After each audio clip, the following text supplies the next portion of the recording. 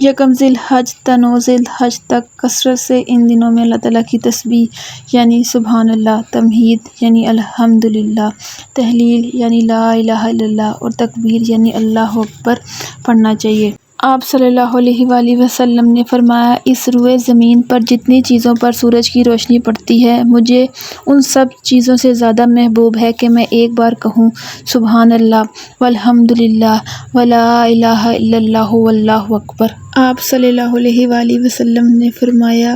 جتنی بار دل کے یقین کے ساتھ لا الہ الا اللہ پڑھا جاتا ہے، اتنی بار جنت کی خوشخبری دی جاتی ہے۔ راوی کہتے ہیں کہ ایک دن جاڑے کی سردیوں کی صبح آپ صلی اللہ علیہ وآلہ وسلم اپنے ساتھیوں کے ساتھ تھے